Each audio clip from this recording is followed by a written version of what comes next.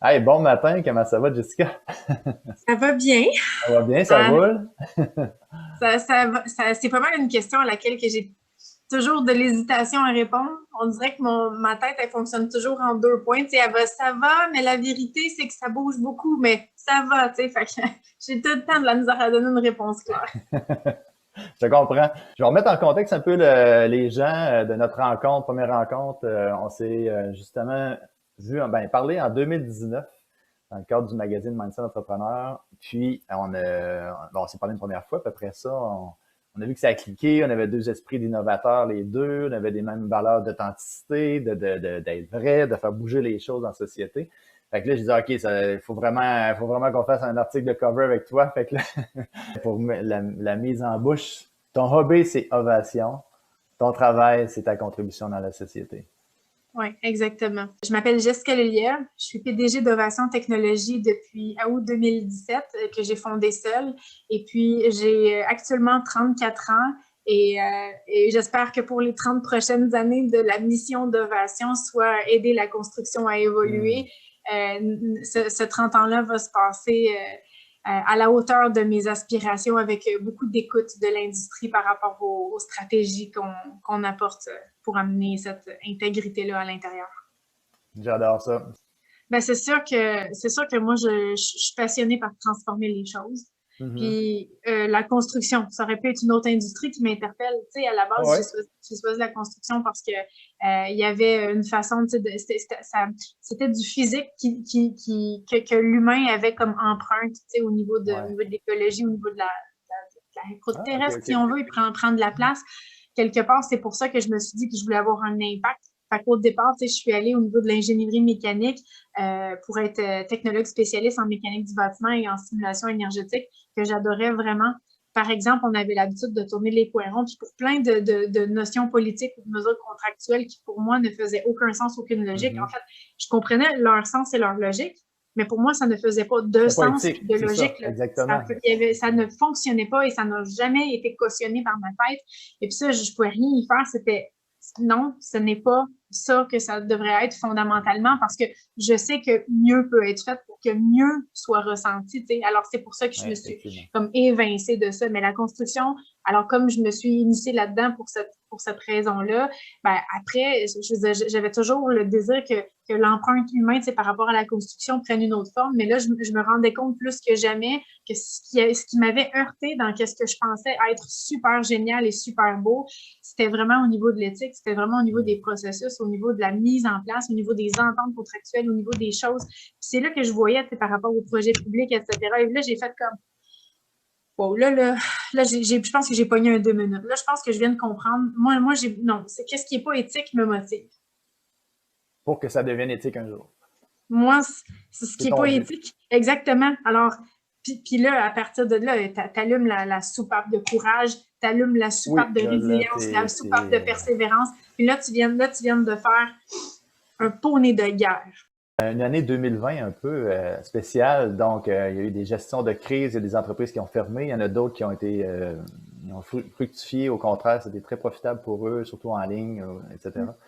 Mais puis toi, tu es resté une des entreprises dans le domaine de la construction, entre autres. Et, tu sais, je pense qu'il y a eu des fermetures aussi, des réouvertures. Fait il a fallu que tu composes avec tout ça. Je garde-tu des employés, je garde-tu pas. Fait puis on a parlé dernièrement, on s'est fait une rencontre. Puis tu me racontais ta façon dont tu as vécu ta crise. Je disais, OK, puis là, on s'est parlé, puis on a dit, ça vaut vraiment la peine de faire un podcast pas un podcast, mais une vidéo comme ça pour aider les autres entrepreneurs, les inspirer ou les aider à trouver des nouvelles façons de garder le cap, de garder la tête au-dessus de l'eau.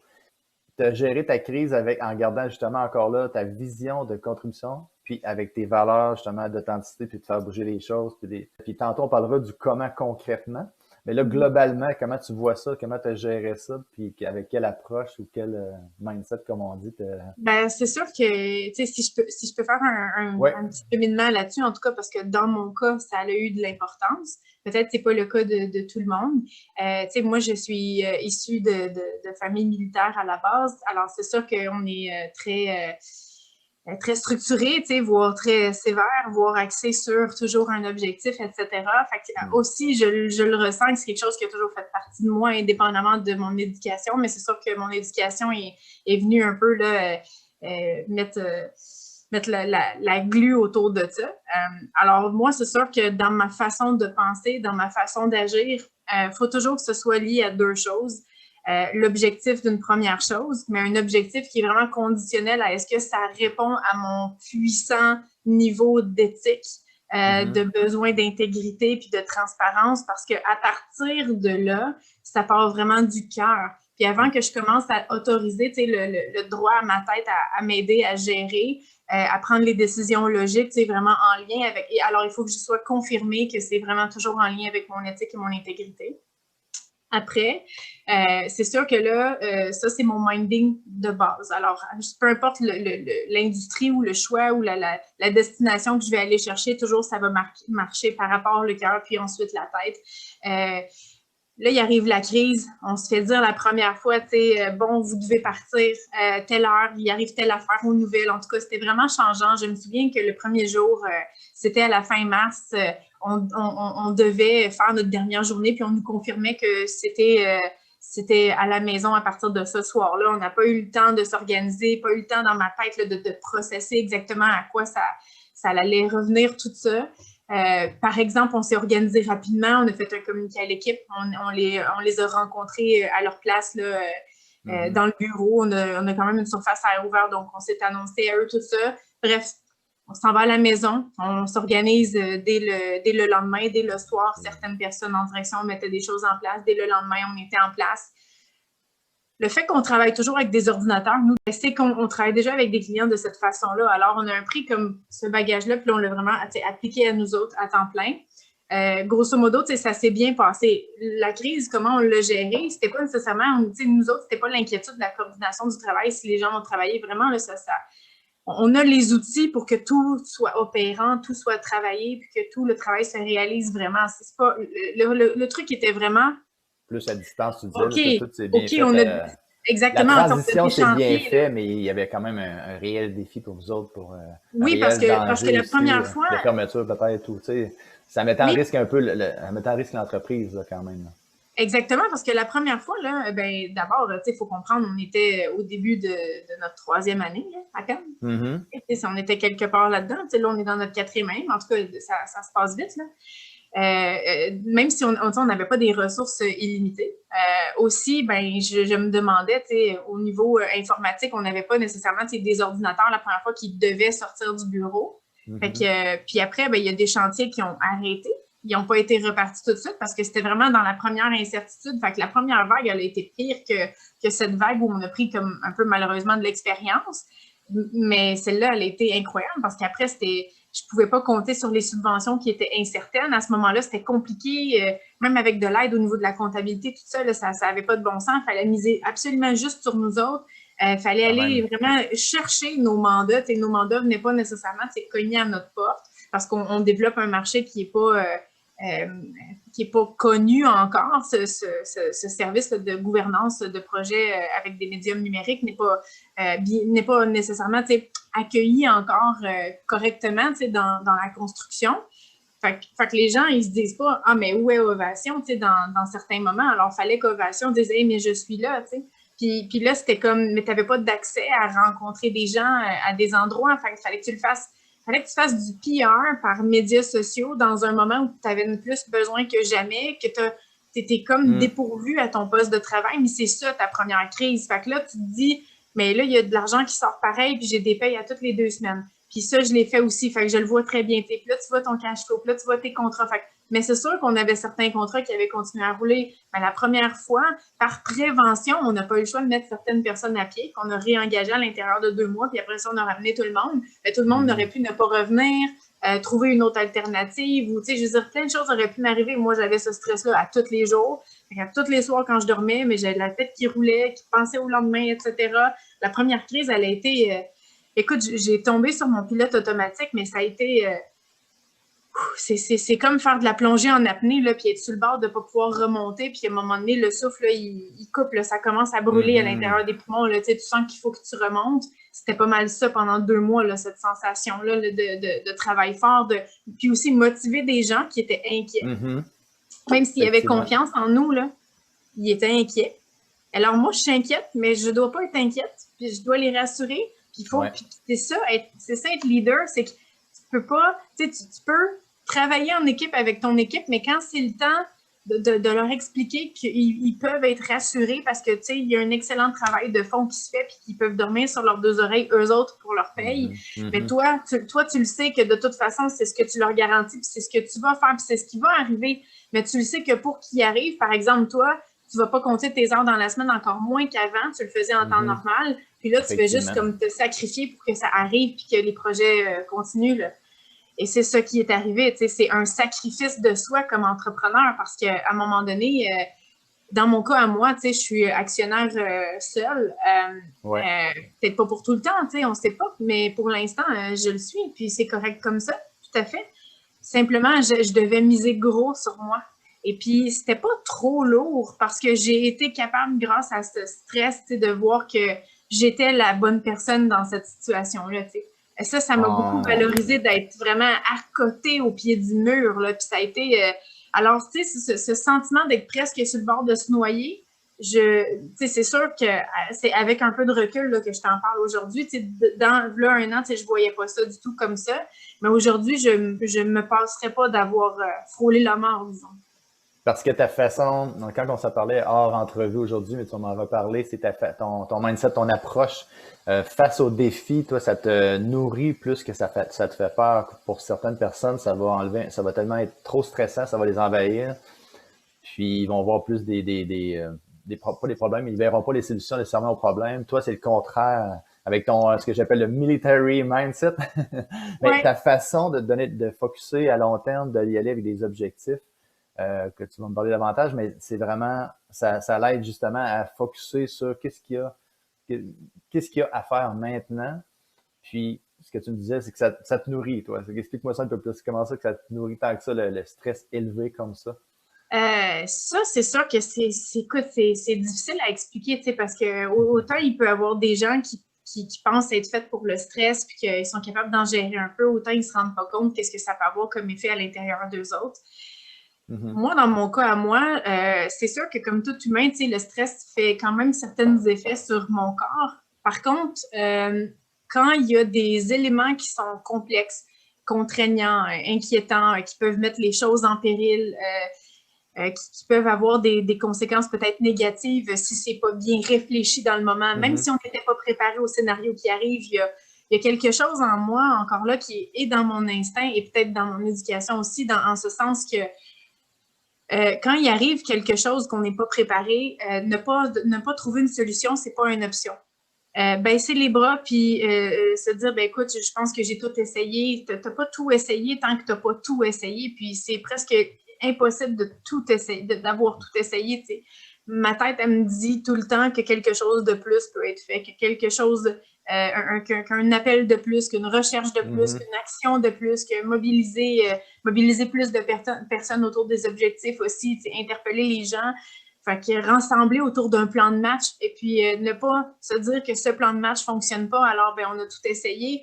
Quelque chose est conquérant à l'intérieur de moi. Tu sais, avec ta vie personnelle aussi, tu as trouvé un équilibre. Bien, c'est sûr que dans ma vie personnelle, le truc, puis ça c'est vrai aussi avec le travail, comme je me nourris de ça, on dirait qu'il y a quelque chose qui fait que en temps de crise, pour d'autres crises dans la vie, j'ai découvert ça aussi, mais pour cette crise entrepreneuriale, je l'ai redécouvert d'une autre façon.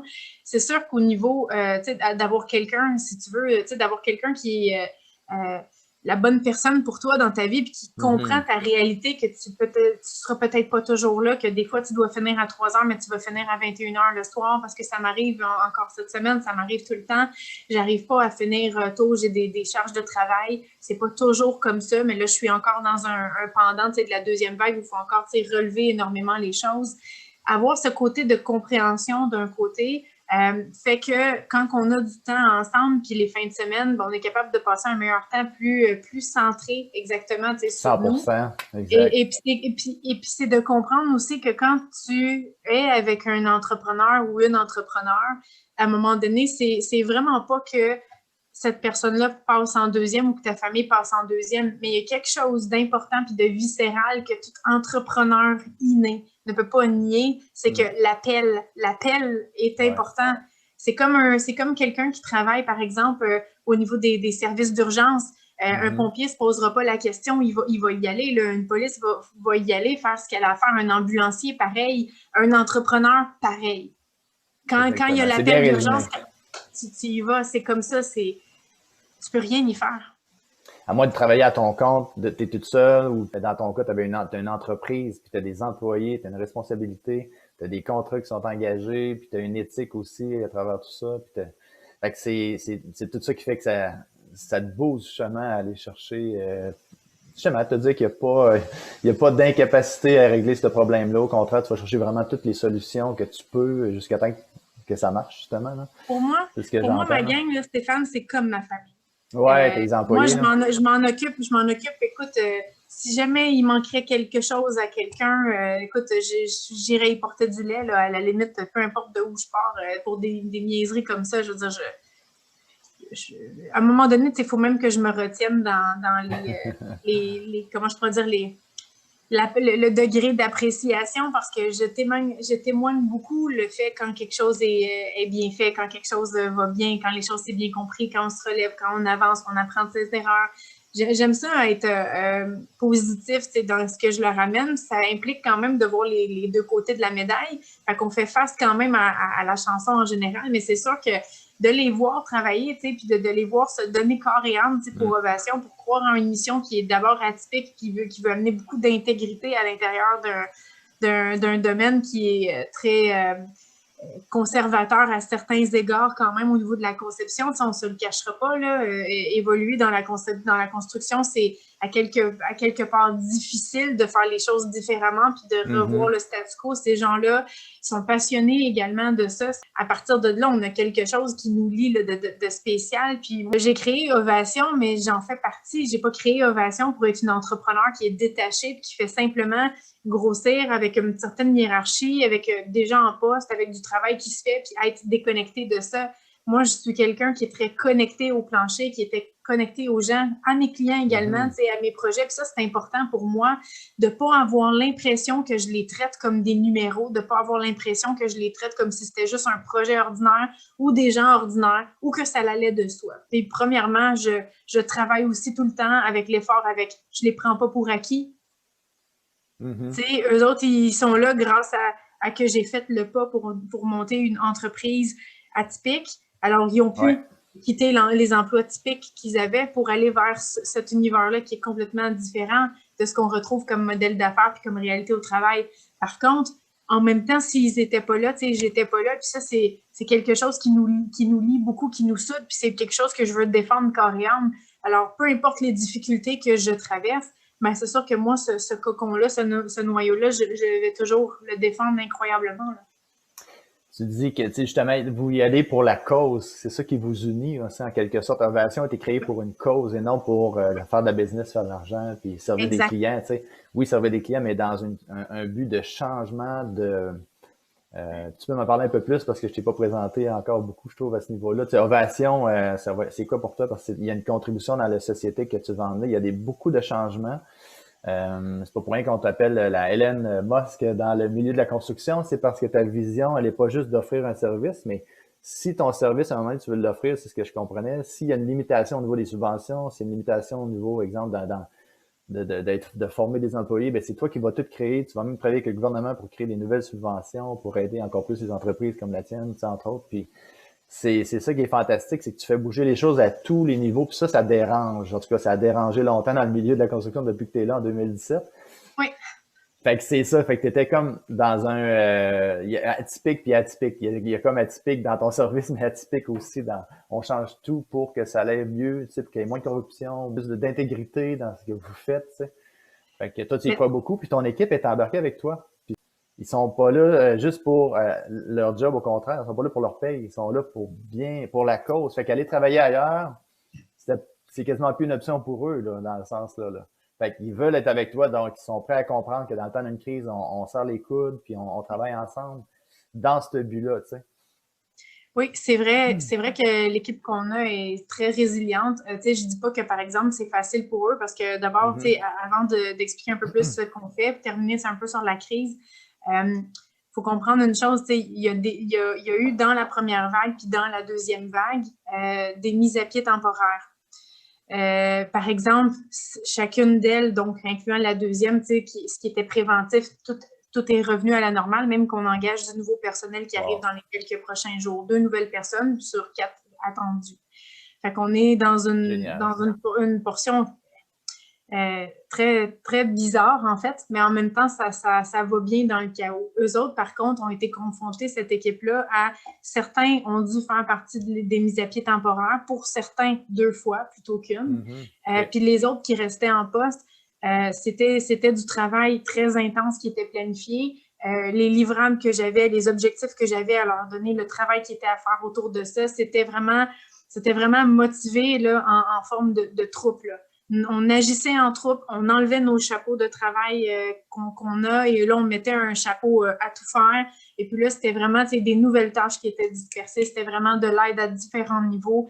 Et donc là, les gens faisaient plus nécessairement ce qu'ils faisaient dans le cadre de leur travail, mais là, ils mettaient la main à la pâte à plein d'autres affaires que normalement, ils n'auraient pas touché parce que là, on avait besoin de tout ce qui restait et être capable vraiment d'opérer cette cellule-là. À travers ça, c'est sûr qu'ils ont été très fatigués parce que ceux qui étaient restés étaient là pour relever ceux qui étaient tombés au combat parce qu'on fonctionne toujours avec cette mentalité-là, qu'on le veuille ou non. Moi, c'est des exemples, j'ai grandi avec ça. Fait que c'est des exemples, tu sais, quand même, qui venaient de parents militaires. Alors, dans ma structure instinctive de pensée, toujours, il y a des rappels à ça. Et puis, moi, ce que je leur enseigne depuis le tout début d'Ovation, c'est ici, quand on accueille un nouvel employé, ça prend un village pour élever un enfant. On y va de la même façon. Personne n'essaie de se piler sur la tête pour être le meilleur. Ça, c'est quelque chose qui n'est pas récompensé et salué. Et quand il arrive des situations comme ça où on est obligé de faire tomber des gens au combat, il n'est pas question qu'on les laisse tomber au combat, puis on va aller les ramasser, puis le plus vite possible. Puis le plus vite possible, ça veut dire à partir de maintenant, si c'était le fun avant, ça va devenir pas le fun maintenant, en son sens qu'on devient responsable et que là, c'est la responsabilité en premier, le plaisir en deuxième, puis on leur doit ça aux collègues, puis on les ramène à la maison. That's it. Yes. Alors, c'est comme ça qu'on a opéré cette crise-là. C'est ça que tu parlais de ton équipe aussi, que la responsabilité, autant les récompenses que les problèmes, que c'est tout le monde, la responsabilité repose sur l'équipe et non sur une personne. Oui, exactement. Si jamais il y arrivait une erreur, etc., d'abord, on ne vient pas comme chicaner les gens comme s'ils étaient des enfants. Par contre, il faut que les choses soient dites, elles soient remarquées pour être capable de comprendre, dans le fond, c'est quoi le traçage qui a mené à peut-être à cette erreur-là ou quelque chose qui aurait pu poser des risques.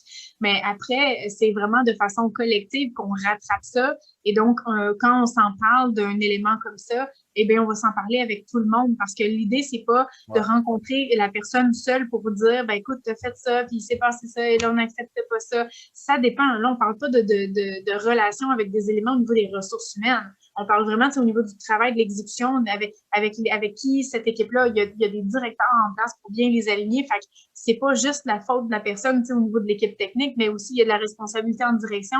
Puis de cette façon-là, on s'en parle pour pas que ça arrive à autre échelle, par exemple au sein de l'entreprise, puis à partir de là, on met tout de suite des solutions en place qui sont mais pour toute l'équipe. Et c'est toujours comme ça qu'on aborde les choses. Et ça, je pense que ça aide parce que l'objectif, c'est que si lui peut le faire, c'est qu'elle aurait pu faire aussi cette erreur-là. Alors, si A fait quelque chose... Puis il y a des circonstances aussi qui peuvent arriver ou... C'est ça. Puis je pense que ça, c'est quelque chose qu'ils apprécient bien parce que ils ont le pouls réel de ce qui se passe, de ce qui se dit, de ce qui se pense. Et puis, c'est pas mais j'ai entendu dire que ça, il n'y en a pas des... J'ai entendu dire que ça fonctionne pas comme ça, là. Quand il y a quelque chose aussi, des fois, que je vois, puis que là, ça va pas, là, je me dis, OK, là, quelque chose n'est pas compris, là. avant, disons. Maintenant, je le fais par vidéoconférence, mais avant, je me levais, là, j'allais voir tout le monde. Je fais OK, là, tout le monde, Un go, petit salle de meeting. conférence, là. Là, le meeting imprévu, là, on arrête ce qu'on fait. Il y a quelque chose, ça va pas, faut se Oui, confirmer. c'est une 30, belle 30 façon secondes, de revenir. Ben oui, c'est une belle façon d'éviter du blabla puis du chiolage inutile, tu sais. Perte d'énergie encore, tu sais. Fait que, non, au contraire. J'aimais aussi quand tu me parlais hors entrevue, mais tu peux m'en parler là aussi, c'est vraiment au niveau de l'ego. Comment il faut tasser son ego pour travailler dans une équipe comme ça, parce que chacun est spécialisé. Donc, oui, il y avait un peu d'ego, mais là, dans un contexte de crise, puis de responsabilité d'équipe, tu peux plus être juste dans l'ego, c'est moi le meilleur, puis je vais tout faire. Puis, tu sais, c'était vraiment une autre approche que tu disais là. non, parce que dans le fond, moi, j'ai créé une entreprise dans laquelle que le travail en silo est impossible. Alors, de par nos Génial. stratégies puis de par nos outils, la façon qu'on communique, la façon qu'on échange l'information même entre nous, la façon qu'on a de faire le contrôle qualité de toute information qui sort d'ici, ben ça oblige que tous et chacun est équipé dans la chaîne pour être capable, un peu comme s'il y avait une information et que c'est une voiture qui passe dans la ligne de production jusqu'à sa touche finale là, avant de sortir de l'usine puis d'aller prête pour être livrée au concessionnaire. Nous autres, c'est un peu ça, mais avec de la donnée. Donc tu prends la donnée et puis tu regardes. T'sais, elle passe de main en main, elle fait Fait que tout le son monde est cheminement conscient dans un... de. Fait que tout le monde pourrait intervenir à un moment donné s'il voit quelque chose, c'est ça aussi. Ouais. Puis si tu le dis pas, ça tombe, c'est ta faute. Si tu as vu quelque chose que, exemple, ton collègue n'a pas fait ou qu'il aurait pu faire autrement, puis tu t'es pas interposé pour lui dire, Ouais. c'est ça que tu me racontais, Exact. ben ça devient, c'est ta responsabilité de le dire. Tu sais. Fait que c'est ça qui Ouais. est intéressant dans cette approche-là parce que tout le monde devient responsable de tout le monde. Oui, puis c'est pour ça qu'on dit qu'on règle ça de façon collective ensemble, parce que de toute façon, cette information-là, elle voyage à travers la ligne, en fait. Et donc, comme tout le monde est interpellé à un point dans la ligne, tout le monde a quelque chose à y voir, parce qu'au final, la job de tout le monde, s'assurait que ça ne sorte pas. Oui. Fait que c'est vraiment l'objectif final le plus important, le résultat pour le client puis pour la communauté. Ouais. Ouais. Puis ce qui est plus important pour nous, ce qui est important pour notre client, bien, c'est sûr, c'est le résultat qu'on doit livrer dans nos stratégies d'affaires pour lesquelles qui nous engagent dans notre rapport au niveau numérique à plusieurs points, dont la transformation digitale, etc., qui est très complexe dans les processus d'entreprise. Mais par exemple, ici, ce qui est important, c'est s'assurer que pour nous autres, on a fait la bonne chose. C'est nous autres qu'on doit être cohérents dans ce qu'on met comme effort. S'il arrive quelque chose, c'est parce que comme un ordinateur qui doit trouver normalement la chips qui n'est pas de bonne qualité là, dans la production de patates, là, puis elle fait un jet d'air, puis elle kick la chip, ben moi, je suis comme « Hey gang, il était où le jet d'air? » Parce que je pense qu'on avait besoin d'un jet d'air là, dans la ligne. Là.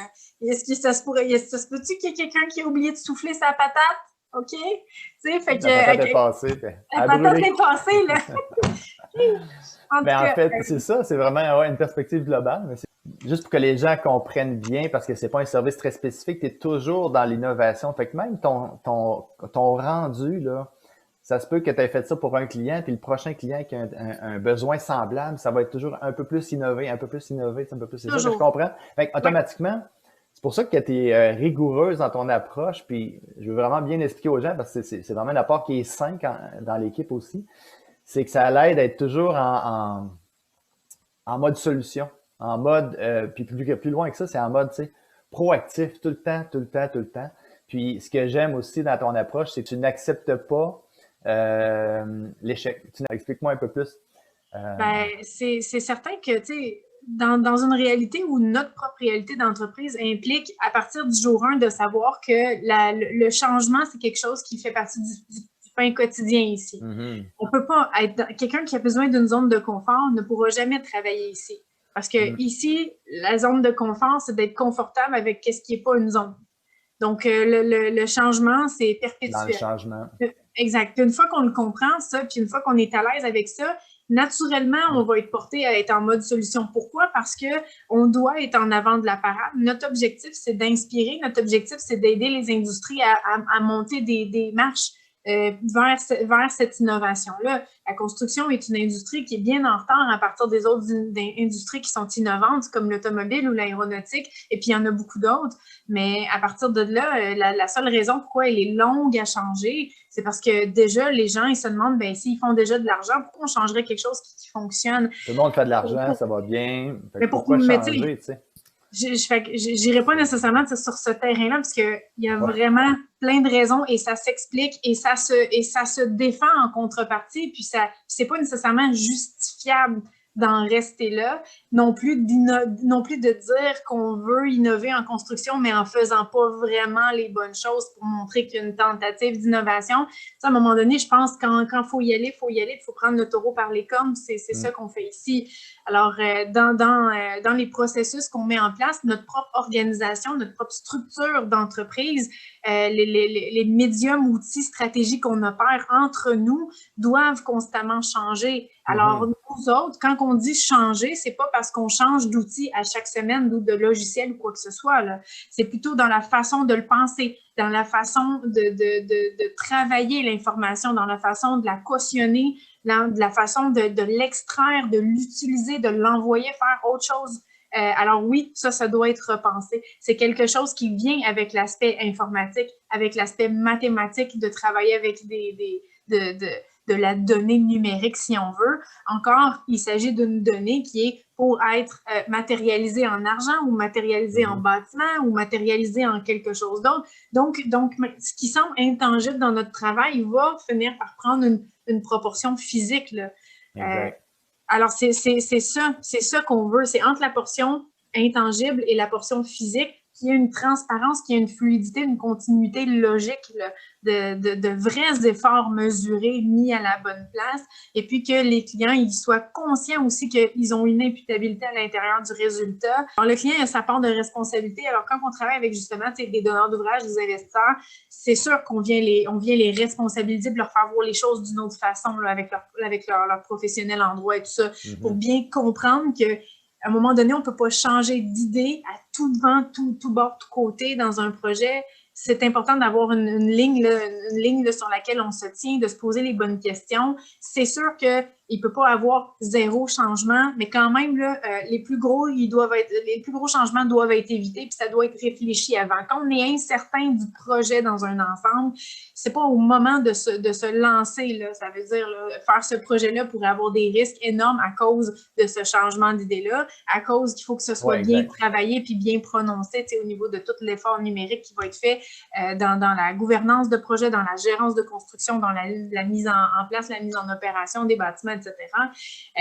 Si après la finalité, c'est de gérer des parcs immobiliers avec des cerveaux centrales puis de l'intelligence artificielle reliée à des normes numériques, ben c'est pas vrai qu'on peut faire comme si que ça se gérait comme avant avec les mêmes préceptes pour chacun des intervenants. Chacun des intervenants, sa réalité doit s'adapter. Alors, la nôtre est d'amener ces intervenants-là à un autre niveau. Forcément, la nôtre est très, très loin là, en avant. Notre réalité d'entreprise, ce qu'on fait ici, souvent peut pas toujours sortir sur le champ, sur certains projets ou dans certains contextes, parce que c'est très, très en avant. C'est très en avant ce qu'on a établi les choses. Pour bien comprendre le résultat final que tu cherches, avec Ovation cherche entre autres le bénéfice pour la communauté ou pour le client, ou plus concrètement, ce serait quoi? C'est pas juste l'argent, là, ce que je comprends. Non, c'est ça. Ce qu'on veut, nous autres, c'est vraiment être capable de faire réaliser aux gens comment ils peuvent mieux prendre soin et de leurs employés et de leur entreprise, puis même évoluer en construction avec des méthodes qui sont plus faciles, plus saines, bien programmées, bien intégrées pour être capable justement que ce soit facile pour eux autres de faire cette transition-là, puis en même temps, pas donner mal au cœur à leurs équipes qui, là, ils sont tout perdus dans ce brouhaha-là, puis qui estiment, qui pensent qu'ils vont être capables de se débrouiller. Tu peux pas aller en innovation technologique puis penser de te débrouiller. Il faut, à quelque part, recevoir de l'aide pour être capable de faire la bonne chose. Puis dans cette mesure-là, ce qu'on veut, c'est travailler avec tout le monde dans l'industrie pour être capable d'aider ces entreprises-là, au niveau de la construction notamment, à devenir des entreprises performantes dans une industrie qui s'en va vers sa performance, mais de façon alignée et cohérente, de façon adéquate. Puis ce qu'on propose, c'est de les aider à ce médium-là. Mais c'est sûr qu'il y a toujours l'apport avec la portion subvention. Souvent, la portion subvention, les programmes qui existent, comprennent pas ce que la construction a vraiment besoin. Prennent ce que la construction pense qu'elle a besoin comme étant le besoin à répondre, quand particulièrement souvent c'est pas le cas. Le besoin est pas nécessairement ce vrai besoin pour être capable de transférer mieux l'information ou travailler de façon plus intègre. Alors, il y a une responsabilité aussi au niveau du gouvernement, où est-ce que, avec ces programmes, je comprends qu'ils doivent avoir des barèmes, mais devraient plutôt être en pourparlers avec des entreprises comme nous, qui viennent donner beaucoup de renseignements, puis des conseils aussi sur comment peut-être aligner ces programmes-là pour justement ça, tu le faisais, hein, je pense, en 2019. Je sais que tu m'en parlais, tu le faisais, là, je ne sais plus ce que c'est rendu, mais... Ben, on le fait, c'est sûr que c'est loin d'être facile et évident à cause de la bureaucratie. Ben aussi, mais aussi que j'ai essayé aussi à un moment de parler avec le ministère de l'Économie et de l'Innovation.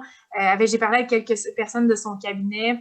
Ils ont déjà un peu l'impression qu'ils donnent des subventions à l'intérieur de quelque chose qui est censé répondre à cette mission-là, puis que dans le moment, ça ne répond pas à cette mission-là, à proprement parler. Fait que c'est sûr que ça, c'est pas évident, mais parce qu'ils mettent tous leurs œufs dans le même panier. Fait qu'à ce moment-là, n'ont pas l'impression qu'il y a un besoin, ils ne veulent pas changer leur approche. Ce que ça prendrait, c'est que le gouvernement comprenne de ne pas mettre ses œufs dans le même panier, puis donner la chance à d'autres intervenants, peut-être comme Ovation Technologies, de s'exprimer sur la question, de leur démontrer ce qu'on a à démontrer, de venir mettre des choses en relation, en lumière, de vouloir comprendre. Et pour l'instant, c'est pas quelque chose qu'ils ont l'intention de vouloir comprendre, parce qu'ils ont l'impression que dans le moment, la solution là, qu'ils ont trouvée temporairement d'il y a un peu longtemps, c'est suffisant là, pour aider l'industrie à avancer, ce qui n'est vraiment pas mon opinion. Vous êtes dans un changement de mentalité, là. Changement de culture pas d'entreprise, culture d'industrie. Exactement. Puis c'est sûr que nous autres, dans notre entreprise, alors on a plusieurs stratégies d'affaires aussi qui se mettent en place. Effectivement, on va continuer de grandir. Notre objectif n'est pas de devenir 35 000 de toute façon. On veut rester une PME bien organisé autour de son objectif, puis en étant bien organisé, avec le nombre de gens qu'on aura, on sera capable de faire ce qu'on est toujours en train de capable d'être faire maintenant, c'est-à-dire on fait beaucoup avec peu de gens. Alors, même si avec l'équipe qu'on a, on est quand même plus d'une dizaine, là, quand même. Réussi avec ton leadership, avec ton approche d'optimiser toute cette capacité, ces compétences-là, toutes ces personnalités-là aussi. Oui, parce que les gens qui arrivent chez Ovation, il faut comprendre, moi, je ne recherche pas des gens qui ont un profil tout fait. Là. Fait que souvent, les gens qu'on recherche, c'est peu importe les compétences qu'ils disent avoir, puis on vient valider si elles sont vraies. Nous autres, l'objectif, c'est qu'on vient générer d'autres genres de compétences. On a créé d'autres genres d'emplois puis de compétences clés avec nos ressources humaines ici. Alors, c'est des nouveaux postes qui n'existe pas ailleurs au Québec. La façon qu'on vient libeller les tâches et dans la nature de ces tâches-là, c'est pas quelque chose qui existe, parce que comme nous autres, on travaille avec tous les types d'intervenants en construction, les tâches de chaque personne sont libellées autour d'un cadre de travail, mais qui peut travailler avec tous les types d'intervenants. Fait que c'est vraiment pas une personne qui va juste travailler avec des entrepreneurs spécialisés, puis l'autre juste avec des donneurs d'ouvrage. C'est vraiment pas ça. Fait que la combinaison fait qu'on a vraiment quelque chose de complètement différent là, pour nos postes d'emploi. Ça, c'est vrai pour nos postes de direction, c'est vrai pour toutes choses. Et c'est des compétences clés que j'ai développées, que j'ai créées, que j'ai mis sur pied. À l'intérieur des besoins et des mandats qu'on avait. C'est quelque chose que je suis très fière, parce que j'ai bâti ma structure de ressources humaines moi-même, et puis je suis allée aussi collaborer avec des ressources humaines pour venir envelopper tout ça. Mais cette structure-là, c'est moi qui l'ai définie, et puis eux autres, ils ont travaillé autour de ça pour rendre ça crédible. J'ai développé cette arborescence-là d'utilité puis de développement ici à l'interne, puis on a toujours des programmes des formations continues qu'on a pour nous à l'interne qui ne se donnent pas au marché. Alors on en parlait dans l'article justement. Là. Même ça, tu innoves à ce niveau-là aussi, de former ton personnel. Oui, puis en plus, il y a même de la transformation digitale qu'on ne fait pas nécessairement dans des compagnies, des entreprises qui sont pas en construction. On peut faire ça aussi dans des entreprises qui sont pas en construction. OK. Notamment, on peut gérer la gestion du risque, en fait. On peut collaborer avec les ressources humaines, transformer aussi les apports au niveau de la comptabilité et plein d'autres choses dans les entreprises. Et ça, c'est quelque chose qu'on est très fiers aussi parce qu'on n'est pas nécessairement juste autour de l'innovation technologique en construction, mais vraiment, on peut extendre à plus. Et en plus, on a une branche qui est accréditée par le gouvernement du Québec pour libeller du contenu sur mesure à l'attention de gens membres d'ordre professionnel ou non. Là, et puis ça, encore là, ça s'adresse à tous les intervenants dans la construction. Cette branche-là est bien sûr développée plus pour de la construction, mais quand même, on est aussi interpellé par des intervenants publics, si tu veux, au Québec, pour s'exprimer au niveau des enjeux contractuels et légaux. Ça, c'est quelque chose que je suis excessivement fière quand on vient me voir pour demander mon opinion au niveau des contrats, au niveau d'un paquet de trucs. Autour de ça, c'est quelque chose que j'aime beaucoup faire. Ça me passionne. Génial. Moi, j'adore ça, t'entendre parler à ce niveau-là, de faire bouger les choses comme ça. C'est sûr que là, on sort d'un contexte ordinaire un peu plus, mais traditionnel, je dirais. Ben, c'est sûr que, tu sais, nous autres, la façon qu'on travaille pour être toujours en avant, c'est que moi, c'est ça un peu qui explique pourquoi que des fois, je parle, je prends pas nécessairement de pause, tu sais, je suis dans ma tête. Tu sais, être visionnaire, c'est pas évident d'être entrepreneur et visionnaire. Parce que quand tu es visionnaire, un peu comme Steve Jobs, un peu comme Elon Musk, tu es très dans ta tête, tu es très loin, tu vois les choses, puis tu le sais que ça va arriver. Puis quand je regarde les 10 dernières années ou ce que je disais il y a 10 ans, parce que c'est documenté, je le savais que j'avais raison, j'ai eu raison, ça s'est produit. Alors, quand je vois 10 ans plus loin, je le sais que ça va se produire. Alors, tu sais, souvent, ça m'arrivait d'aller dîner avec des clients quand c'était possible de le faire. Puis, on discutait longuement, tu sais, puis il me disait « Ouais, mais Jessica, c'est parce que t'es 10 ans en avance, là, on a de la misère, tu sais, à suivre un peu ça. » Puis c'est pas parce que les gens, ils sont pas intelligents, là, ça n'a pas rapport. C'est vraiment que dans le fond, quand tu es entrepreneur, mais que tu es aussi visionnaire, c'est là que tu comprends que tu es entrepreneur différent. C'est là qu'il faut que tu prennes conscience parce que c'est bien important que tu prennes conscience comment les gens ils peuvent écouter par petites bouchées, couper un peu, là, puis essayer de voir comment ils perçoivent ça avant d'aller avec d'autres éléments. Parce que je me rends compte que c'est pas facile pour moi non plus, de scinder qu'est-ce que je vais expliquer en petits bouts parce que je le vois tellement. Écoute, je vois les images, je vois les... C'est particulier comme expression, ça, à vivre. Mais t'es comme toujours pris dans ta bulle de verre, tu sais, puis là, tu veux prévenir les gens puis aider les gens parce que tu sais que les choses vont arriver avant le temps. Et donc, mais les gens sont pas prêts de le savoir ou de l'entendre, puis ils veulent pas vraiment. Fait que le besoin n'est pas là pour eux, tu sais, dans le sens qu'ils n'ont pas. On dit souvent qu'on agit souvent en fonction de la douleur ou du problème qui arrive, tu sais, mais là, les autres, ils ne le voient pas, le problème. Fait que c'est dur. Quand on ne reconnaît pas le problème, on ne peut pas créer le changement, ou quand on ne reconnaît pas le besoin. Ben, c'est ça qui est dur pour un visionnaire de se retenir. Ouais. Alors, ce que j'ai compris, c'est que moi, je peux toujours travailler en prévision et jamais être en réaction. Alors, j'ai instillé depuis le jour 1, cette base-là pour mon équipe. Alors, ils ont toujours appris à voir les long shots le plus possible. Puis moi, je vais leur caler les long shots. Je vais ça s'apprend d'abord. Ça s'apprend sans qu'eux autres, sans qu'ils voient, qu'ils développent l'automatisme de le faire par eux-mêmes, mais ils se sentent de plus en plus à l'aise, ce que je comprends. C'est quelque chose... C'est sûr qu'à un moment donné, il y a une façon que les visionnaires, je pense, ils ont de réfléchir qui est très différent des autres personnes. Puis c'est pour ça souvent qu'ils sont mal compris ou qu'ils sont un peu jugés ou mis à l'écart. Ça, je le comprends mieux maintenant.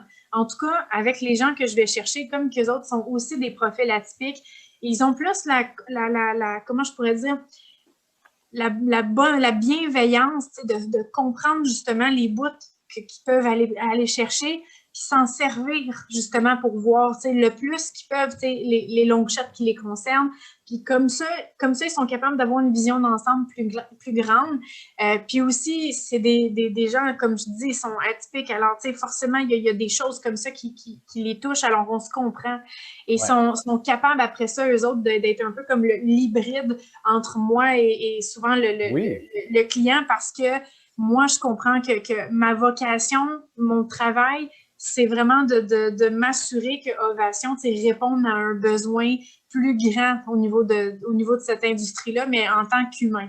Alors, en tant qu'humain, ce que je veux, c'est je veux aider une industrie. Je comprends qu'elle ne veut pas nécessairement s'aider d'elle-même au complet dans le moment.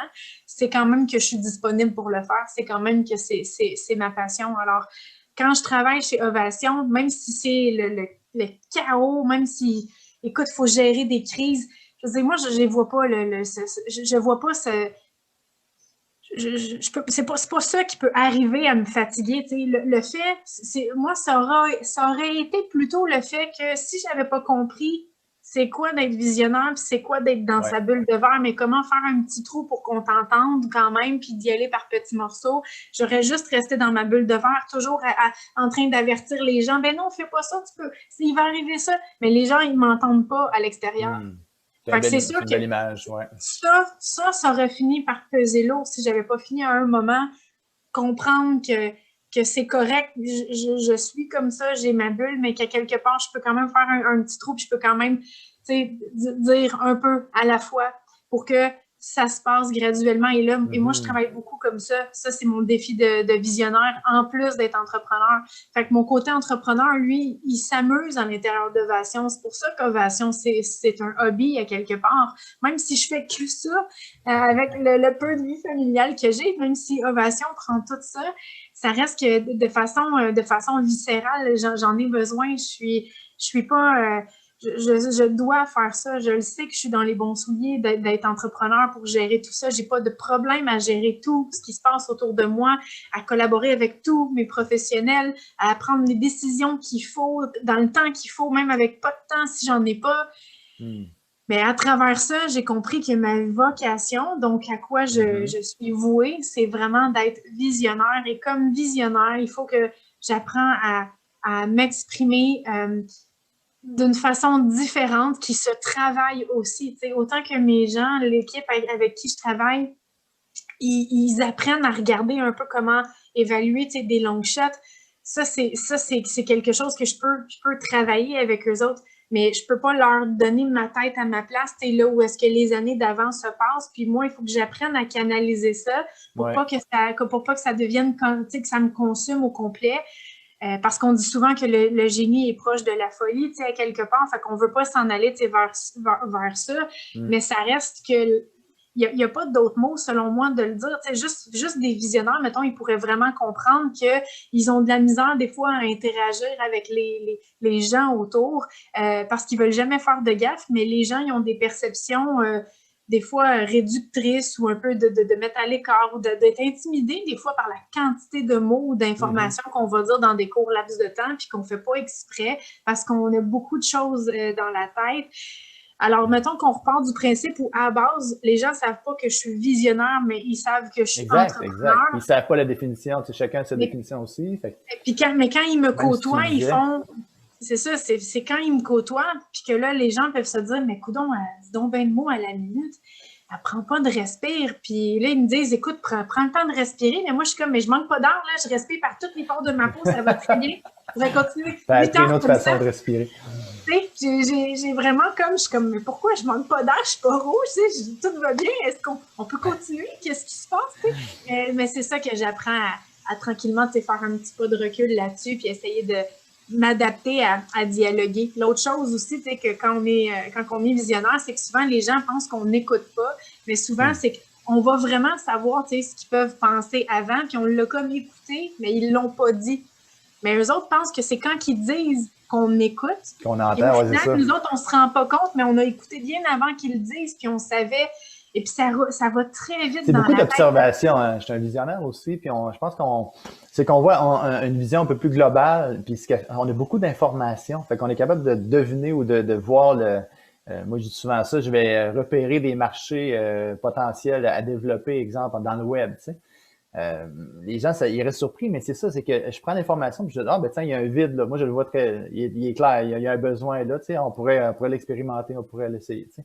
Mais ça, d'expliquer ça, c'est à des gens qui le voient pas, ben c'est ça, c'est un art aussi, là. Moi aussi, je suis là-dedans, là, en train d'apprendre c'est pas facile. Parler. Ouais, mais dans ton équipe, ce que je trouve ça le fun, c'est que aussi, c'est qu'ils ont appris à avoir confiance à ta vision. Parce que là, ça fait un petit bout qu'ils sont avec toi.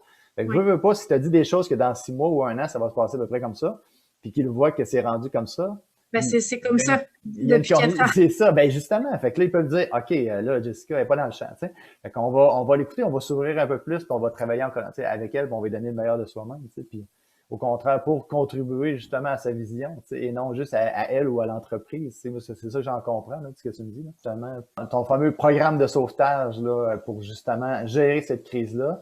Tu as mis quand même des choses en place très concrètes, des rencontres d'équipe, entre autres, là, ça, on va en parler. As-tu des choses que tu peux dire aux gens, justement, pour qu'ils puissent l'installer peut-être dans leur propre entreprise? C'est vraiment au niveau de fonctionner comme des troupes, comme une famille. Tu sais, quand tu t'adresses à tout le monde, c'est pas comme t'adresser avec bon, mais j'ai un meeting pour ce projet-là, un meeting pour ce projet-là. Exact. Non, c'est vraiment d'y aller avec un discours là, qui s'adresse à la nation. Tu sais, j'exagère, là, j'ai un peu d'humour à travers. C'est global. Tout le monde est heureux. C'est vraiment global. Fait que quand tu fais un warm-up le matin, c'est un warm-up d'équipe. Quand tu fais un brainstorming le soir, mais c'est un brainstorm pour le lendemain, mais en même temps, c'est un point pour penser au lendemain, pour avoir un petit peu d'avance, mais on regarde la journée là aussi qui a été faite, puis on se dit, est-ce qu'on a eu le temps d'atteindre les résultats que ce matin, on se fixait? Alors, tu sais, d'y aller avec du très, très court terme comme ça, à la limite, c'est bien moins time-consuming.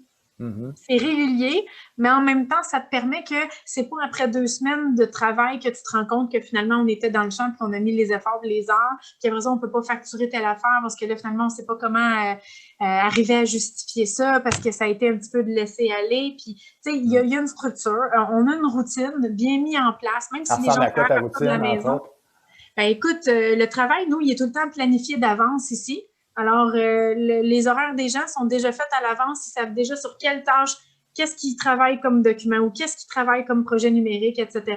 Combien de temps allouer à chaque tâche. Tout est très, très cadré. Puis ça enlève beaucoup de pression aux gens. Puis c'est satisfaisant. Puis en fait, quelqu'un qui me dirait ah ben moi j'aime pas ça, tu sais, j'aime ça faire mon horaire. Non, non, tu peux pas là, parce qu'à un moment donné, c'est dans cette crise-là, tu peux pas. Mais non, tu peux pas, puis même pas en crise, tu vas dépasser tes budgets, tu vas avoir du laisser-aller. À un moment donné, il n'y a pas d'improvisation dans ce qu'on fait. Oui, on peut créer, mais on s'en parle avant de créer, puis on vient cadrer ça, puis on se donne des échéanciers aussi. Fait que toujours, il y a un indice de temps, il y a un indice de réalité, il y a un indice d'évaluation de la portée, puis il y a une préparation parce qu'on est en prévision. Fait que les horaires sont préfaits et on arrive tout le temps avec « faut que cette quantité-là de travail soit faite ». Alors là, nous autres, régulièrement, on a des pointeurs qu'on fait dans la semaine, puis on valide nos livrables, nos micro-livrables, puis on les réalise. Puis dans cette optique-là, on ne dépense pas les mandats avec nos clients et on réalise le travail à faire, on s'assure de la qualité qu'on a à mettre en place. Et donc, si tout ça est fait par conséquent, c'est que le travail a été fait. Et on est capable de mesurer pour chaque personne dans l'entreprise comment le travail est fait. Puis les rencontres d'équipe, tu me disais aussi, je pense, sont pas, au lieu d'être une fois par semaine, une fois 2 semaines, là, c'est vraiment moins long, mais plus souvent. Oui, c'est le matin et le soir. Okay. On le faisait tout le temps un peu, une fois ou deux dans la journée, avec les projets, les choses comme ça. Moi, je les rencontrais des fois de façon plus générale, à l'intérieur d'une semaine.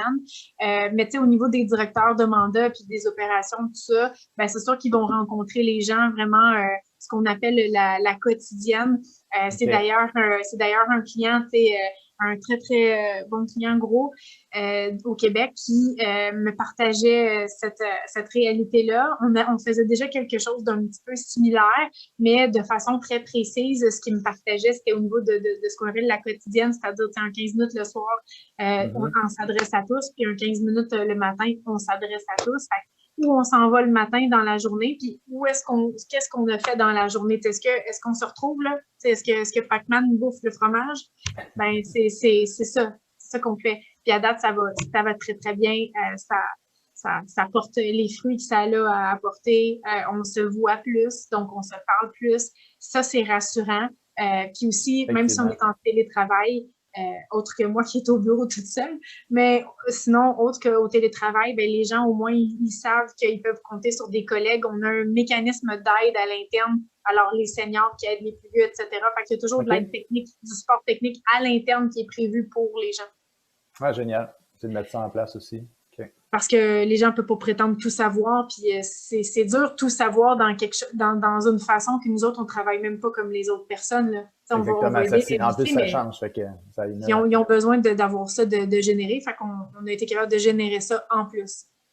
Génial. Fait que Puis je vos pense qu'on a succès, répondu à beaucoup de, je pense ben qu'on a oui, répondu à beaucoup de points, beaucoup d'éléments que les entreprises n'arrivent pas nécessairement à se doter aujourd'hui parce qu'ils ont beaucoup un moule avec lequel ils sont habitués. Puis c'est sûr que sortir du moule, des fois, ça ne fait pas toujours l'unanimité. En même temps, il y a des gens qui sont à l'aise dans le moule. exactement. Et je comprends que pour eux autres, c'est comme d'avoir attendu trop longtemps à un moment donné ou d'avoir pas eu cette idée-là au départ parce que le besoin n'était pas là puis c'était pas la vision initialement de ces entreprises-là ou de cette industrie de la construction.